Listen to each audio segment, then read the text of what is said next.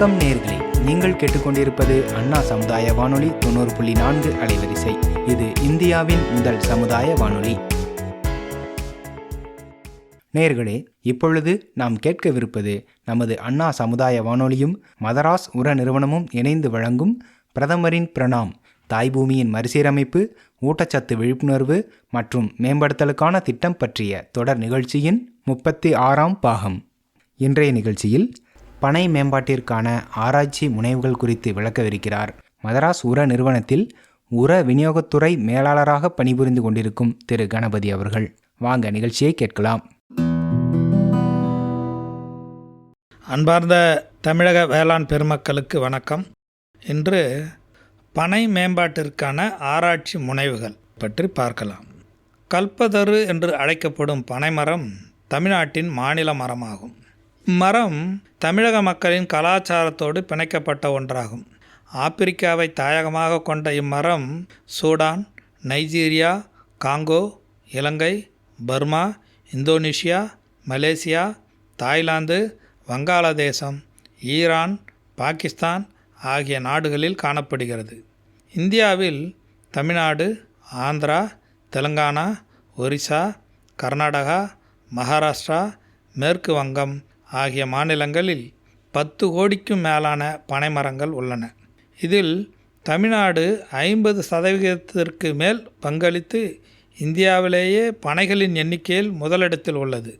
தமிழ்நாட்டில் தூத்துக்குடி, கன்னியாகுமரி, தென்காசி, விருதுநகர், ராமநாதபுரம் மற்றும் திருநெல்வேலி மாவட்டங்களில் பனைமரங்கள் அதிக அளவில் உள்ளன.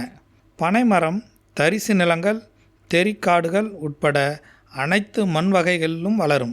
எனினும் மணல், சாரிமண், செம்மண், கரிசல்மண் மற்றும் ஆற்று வண்டலில் பனைமரம் நன்கு வளரும். ஆழமான வேர்த்தொகுப்பை கொண்டுள்ள பனைமரம் நெல் வயல்களில் எல்லைகளை உயர்த்தவும் ஏரிக்கரைகளை வலுப்படுத்தவும் வளர்க்கப்படுகிறது. அமிலத்தன்மை உள்ள மண் வகைகள் பனைக்கு ஏற்றதல்ல. நீர்நிலைகள், நீர் தேங்கி நிற்கும் சூழல், நெல் வயல்களின் வரப்புகள், வாழைத்தோட்டங்கள், தரிசு நிலங்கள், தொழிற்சாலை மாசுபாடு உள்ள இடங்கள், சாலையோரங்கள் என அனைத்து இடங்களிலும் பனைமரம் நன்கு வளரும் தன்மை உடையது. மெதுவாக வளரும் தன்மையுடைய பனைமரங்கள் 12 முதல் 18 மீட்டர் உயரம் வரை வளரும். பனைமரங்கள் பூப்பதற்கும் காய்ப்பதற்கும் 13 முதல் 15 ஆண்டுகள் வரை ஆகும். பனைமரங்கள் வெப்பம் மற்றும் மிதவெப்ப மண்டல பகுதிகளில் நன்கு வளர்கின்றன. இதன் வளர்ச்சிக்கு சராசரி வெப்பநிலை 30 டிகிரி சென்டிகிரேட் வரை தேவைப்பட்ட போதிலும் 0 டிகிரி சென்டிகிரேட் முதல் 45 டிகிரி சென்டிகிரேட் வரையிலும் வளரும் தன்மையுடையது.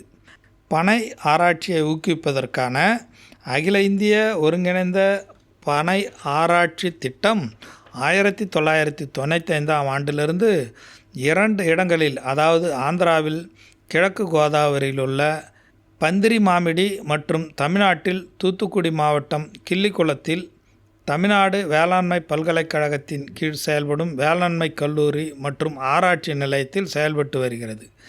அகில இந்திய ஒருங்கிணைந்த ஆராய்ச்சி திட்டத்தின் AICRP கீழ் ஒரிசா, ஆந்திர பிரதேசம், பீகார், மேற்கு வங்கம், தமிழ்நாடு, கர்நாடகா மற்றும் புதுச்சேரி ஆகிய நாட்டின் பல்வேறு பகுதிகளில் உள்ள பனையின் உயரம், விரைவான வளர்ச்சி மற்றும் அதிக விளைச்சல் ஆகியவற்றின் அடிப்படையில் 265 உயர் ரக தேர்வுகள் சேகரிக்கப்பட்டு தேசிய மரபணு தொகுப்பு தளமான கிள்ளிக்குளம் வேளாண்மை கல்லூரி மற்றும் ஆராய்ச்சி நிலையத்தில் உள்ள மரபணு வங்கியில் பராமரிக்கப்பட்டு வருகிறது.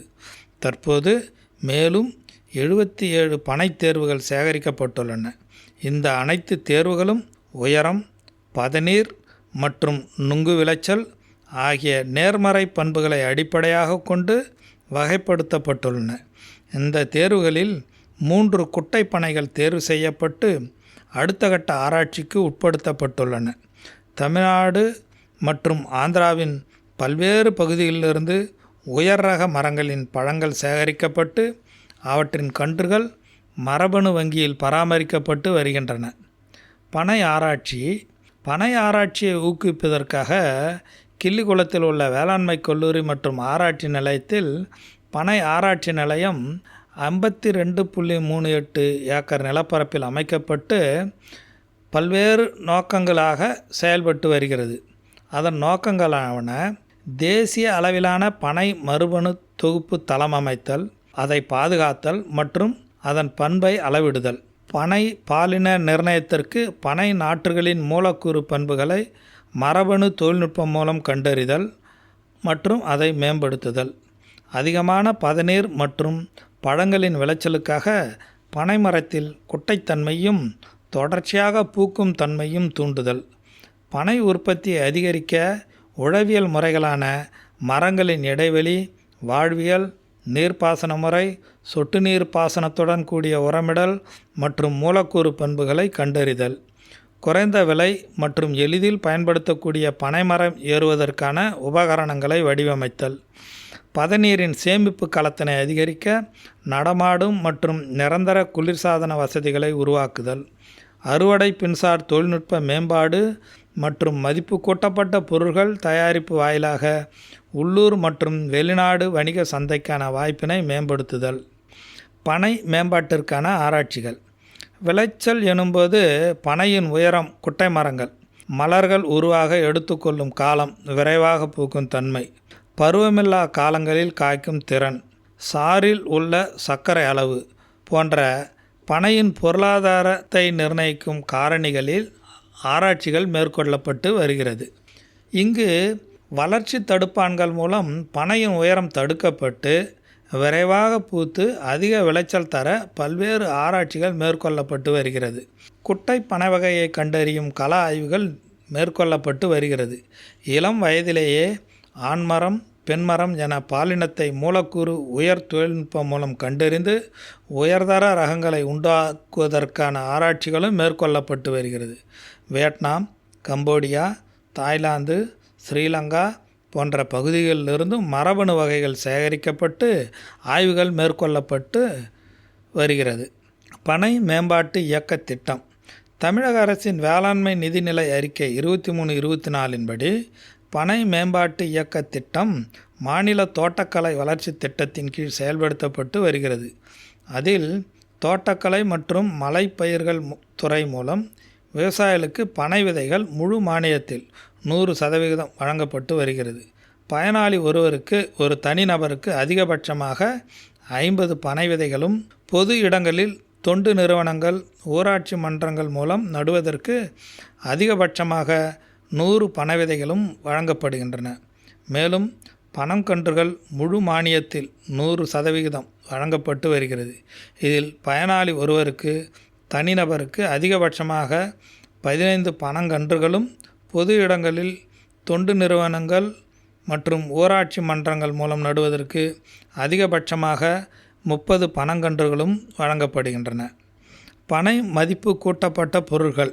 பனை சார்ந்த சிறு தொழில் முனைவோர்களுக்கு 160 சதுர அடியில் நிரந்தர கட்டமைப்பு 50% பின்னேற்பு மானியமாக ஒரு யூனிட்டுக்கு வைத்திருக்கிறாங்கன்னா அவங்களுக்கு 50,000 வீதம் வழங்கப்படுகிறது. இதற்கு மொத்த செலவு 1 லட்சம் ஒரு யூனிட்டுக்கு. இதற்கு பயனாளி சொந்த செலவில் அல்லது குத்தகை நிலத்தில் பனை சாகுபடி அல்லது பனை சார்ந்த தொழில் செய்பவராக இருக்க வேண்டும். பயனாளி தொடக்க பனை வெள்ள கூட்டுறவு சங்கத்தில் பிரைமரி ஜாகரி கோஆபரேட்டிவ் சொசைட்டியில் உறுப்பினராக இருத்தல் வேண்டும். நிரந்தர கட்டமைப்பு, அடித்தளம் அமைத்தல், தரை வேலை மற்றும் சுவர் அமைத்தல், கூரை அமைத்தல் மற்றும் எதிர்பாரா செலவு ஆகியவற்றுக்கு மானியங்கள் வழங்கப்படுகிறது. பனை ஏறும் விவசாயிகளுக்கு பனை மரம் ஏறுவதற்கும் அறுவடை செய்வதற்கும் ஏற்ற உபகரணங்கள் 75% மானியத்தில் வழங்கப்பட்டு வருகிறது. இதற்கு அந்த பயனாளி பனை ஏறுவதற்கான உரிமம், அந்த லைசன்ஸ் வச்சுருக்கணும். பனை ஏறுவதற்கான உரிமம் புதிதாக பெறுவதற்கு தமிழ்நாடு பனைப்பொருள் வளர்ச்சி வாரியத்தில் விண்ணப்பித்து பெற்றுக்கொள்ளலாம். ஒரு அலகுக்கு, அதாவது ஒரு யூனிட் கம்பெனி வச்சுக்கிறாங்கன்னா அந்த இண்டஸ்ட்ரிக்கு வழங்கப்படும் பொருட்களுக்கான மொத்த விலை 6,000. அதற்கு மானியமாக வழங்கப்படும் தொகை 4,500 ரூபாய், அதாவது 75%. இதில் கைப்பிடியுடன் கூடிய அலுமினிய குடுவை 1 வரும், அரிவாள் 2 வரும், பனை கடிப்பு, அதாவது பருவம் கட்டும் பாலை, கடிப்பு மற்றும் தளவார், நெஞ்சு சுவர், 1 ஆகிய உபகரணங்கள் மானியத்தில் வழங்கப்படுகிறது.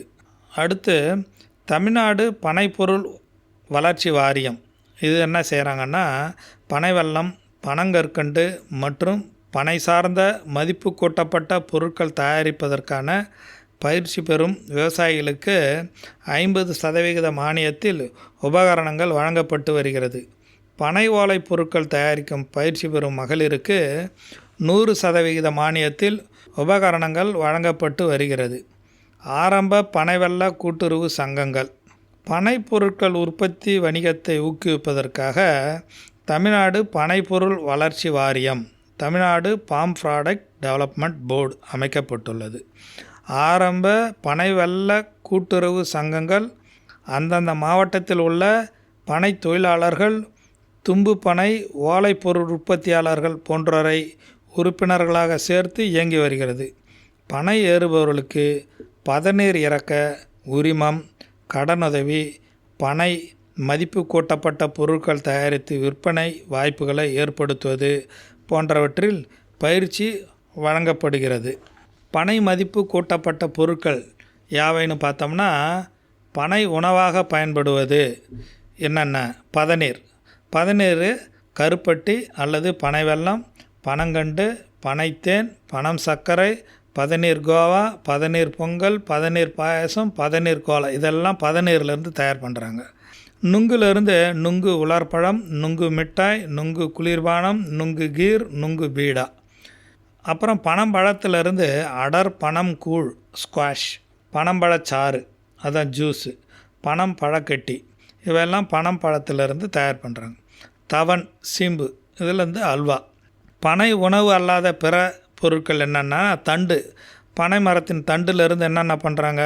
அந்த மரத்திலிருந்து கட்டில், சட்டம், ஜன்னல்கள், மரச்சாமான்கள், கூரைகளை தாங்கும் குறுக்கு நெடுக்கு சட்டங்கள், வேர்களிலிருந்து கூடை பின்னுறாங்க. இளம் இலைகள், குருத்தோலை இதிலிருந்து கைவினைப் பொருட்கள், ஓலை அணிகலன்கள், பாய்கள், பெட்டிகள், கூடைகள், கைப்பைகள், விசிறிகள், கிளுகிளுப்பைகள், பொம்மைகள், மாலைகள், பூங்கொத்து இவையெல்லாம் இளம் இலைகள் அந்த குருத்து ஓலையிலேருந்து தயார் பண்ணுறாங்க.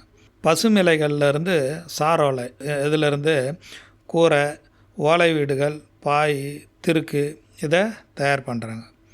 இலை, தண்டு, காய்ந்த மட்டை, லீஃப் ஸ்டாக் இதிலிருந்து வேலி அமைச்சிக்கலாம்.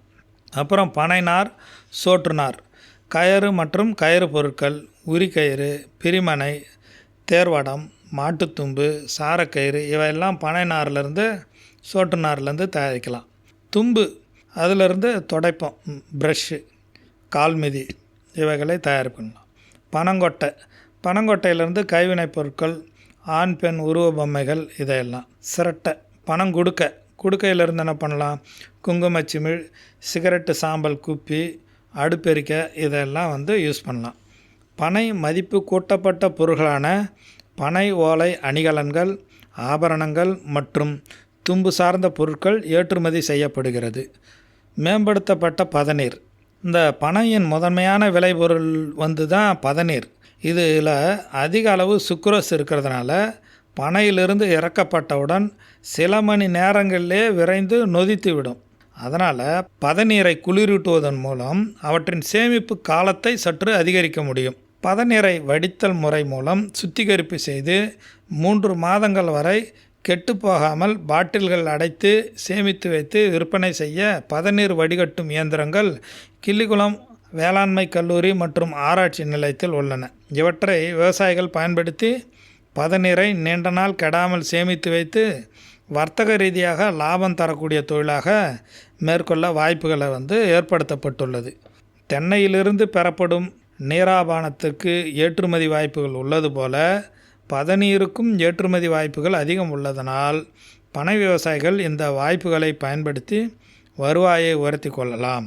எனவே பனை சாகுபடியில் சரியான வகைகளை தேர்ந்தெடுப்பதுடன் அரசு திட்டங்களையும் உதவிகளையும் பயன்படுத்தி பனை உற்பத்தியை அதிகரித்து தங்களின் வாழ்க்கை தரத்தை மேம்படுத்தி கொள்ள பனை விவசாயிகள் முன்வர வேண்டும் என்று கேட்டுக்கொள்ளப்படுகிறது.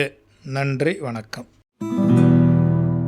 தொடர்ந்து பிரதமரின் பிரணாம் திட்டம் குறித்த ஒரு நினைவூட்டலாக திரு கணபதி அவர்கள் முன்னர் ஆற்றிய உரையின் தொகுப்பினை கேட்கலாம்.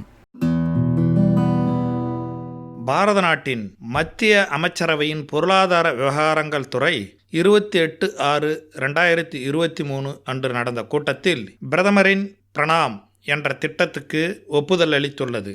பிரதமரின் பிரணாம் திட்டம் என்பது பூமி தாயை மீட்டெடுத்தல், மண்வளம் குறைந்து வருவதை குறித்து விழிப்புணர்வு ஏற்படுத்துதல், பூமி தாயை வளப்படுத்துதல் மற்றும் சீர்திருத்துதல் என்பவையின் ஒருங்கிணைப்பாகும். நாம் பூமி தாயை காப்பது நம் அனைவரின் கூட்டு முயற்சியால் மட்டுமே சாத்தியமாகும். ஒவ்வொரு கிராமங்களும் அதன் அடிப்படை நிலையிலிருந்து செய்தால் மட்டுமே இவை சாத்தியமாகும். இந்த திட்டத்தின் முழுமையான இலக்கு என்பது வேளாண்மையில் ரசாயன உர உபயோகம் மற்றும் பூச்சிக்கொல்லி உபயோகம் என்ற பிரச்சனையிலிருந்து எவ்வாறு நாம் பூமி தாயை மீட்டெடுப்பது, எவ்வாறு விடுபடுவது என்பதே ஆகும். அதிக உணவு உற்பத்திக்காக அதிகப்படியான ரசாயன உரங்களையும் பூச்சிக்கொல்லி மருந்துகளையும் உபயோகப்படுத்தியதன் விளைவாக நமது பூமி தாய் தன் வனப்பை இழந்து வளமையை இழந்து உள்ளாள். இதனால் மண்ணின் உற்பத்தி திறனும் குறைந்துள்ளது. மண் பரிசோதனை செய்து மண் பரிசோதனை முடிவுகளின்படி சமச்சீர் உர உபயோகத்தை கடைபிடிப்பது, நுண்ணுயிர் உரங்களை கடைபிடிப்பது மற்றும் இயற்கை உரங்களை வேளாண்மையில் பயன்படுத்துவதால் நமது மண்ணின் ஊட்டச்சத்தை பராமரிக்கலாம். இந்த தேவை இப்போது ஏன் ஏற்பட்டுள்ளது? இத்தோடு நில்லாமல் இவற்றுடன் இயற்கை வேளாண்மை, அங்கக வேளாண்மை முறைகளையும் கடைபிடிக்க வேண்டும். இயற்கை வளங்களை பராமரிக்கவும் பாதுகாக்கவும் புதிய தொழில்நுட்பங்களான ஒருங்கிணைந்த வேளாண் முறைகளையும் நுண்ணிய நீர்ப்பாசன உத்திகளையும், மூடாக்கு போடுதல், குறைந்த உழவியல் வேளாண்மை, பயிர் சுழற்சி போன்ற முறைகளை வேளாண்மையில் பயன்படுத்த வேண்டும்.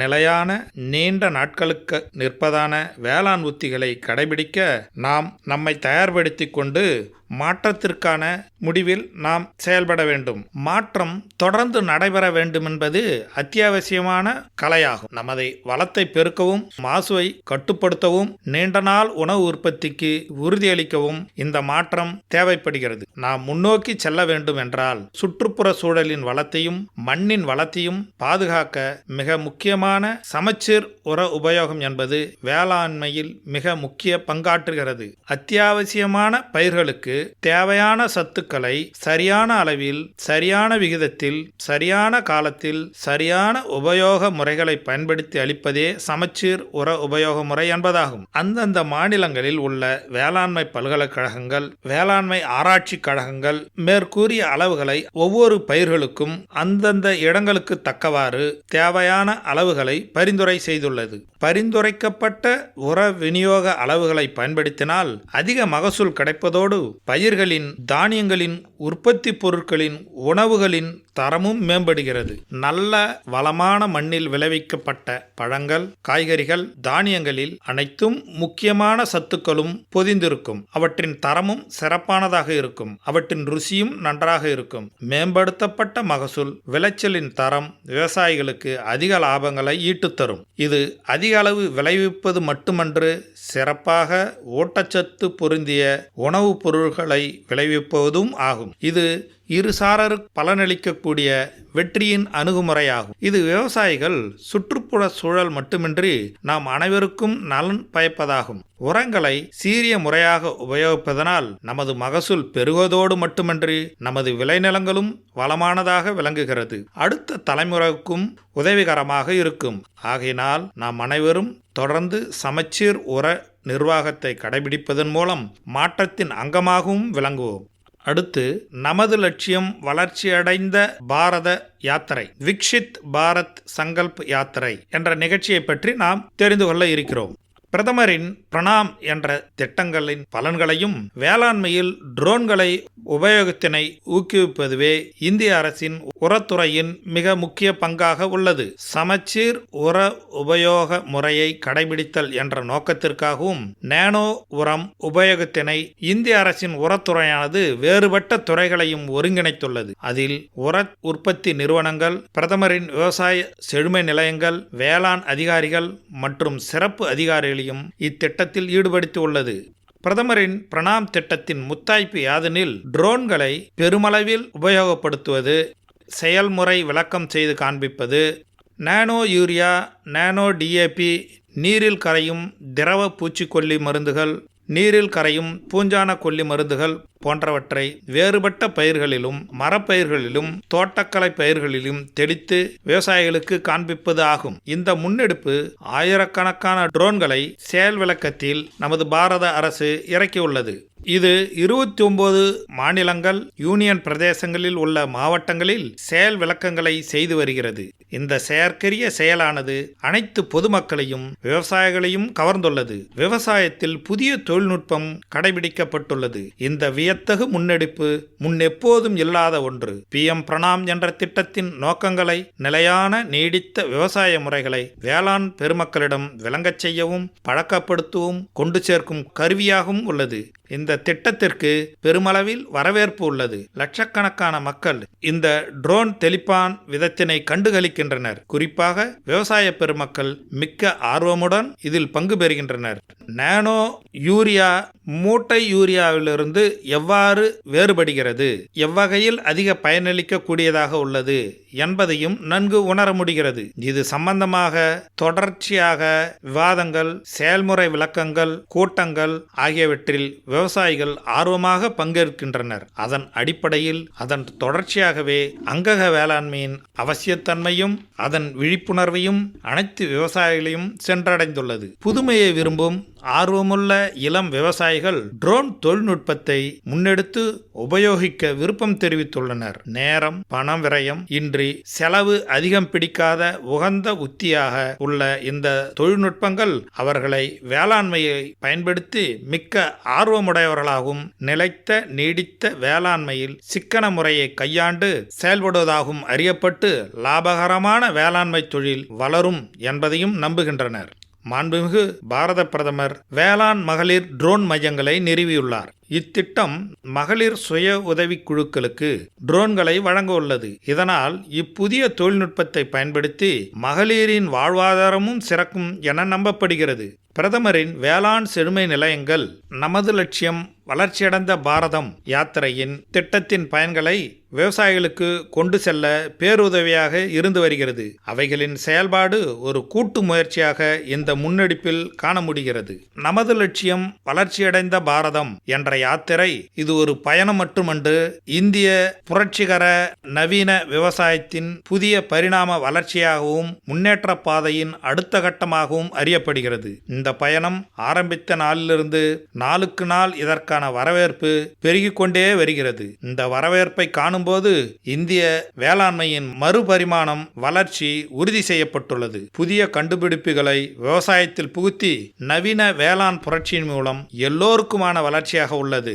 ட்ரோன் தொழில்நுட்பத்தை ஊக்கப்படுத்துவதன் மூலமாக நானோ உரங்கள், நிலைநிறுத்தப்பட்ட நிலையான விவசாய உத்திகளை பற்றிய விழிப்புணர்வு மட்டுமின்றி விவசாயிகளை ஊக்கப்படுத்தவும் உற்சாகமும் ஊட்டுகிறது. நவீனங்களை கடைபிடித்து இயற்கையை ஒத்து வளர்ச்சி அடைய எதிர்காலங்களில் உதவிகரமாக இருக்கும் என திட்டவட்டமாக நம்பப்படுகின்றது. இந்த வேளாண் புரட்சி வெளிப்படும் போது பிரதமரின் வளர்ச்சியடைந்த பாரதத்திற்கான லட்சிய பயணம் நம் நாட்டின் வளர்ச்சிக்கு ஒரு வித்தாகவும் உறுதுணையாகவும் விளங்கும் என்று சான்றாகிறது. இதன்படி இந்தியா வளர்ச்சியடைந்த நாடாகவும் விவசாயத்தில் தன்னிறைவு அடைந்த நாடாகவும் விளங்கும் என்பது தெள்ளத் தெளிவாக நம் கண்முன் காண முடிகிறது.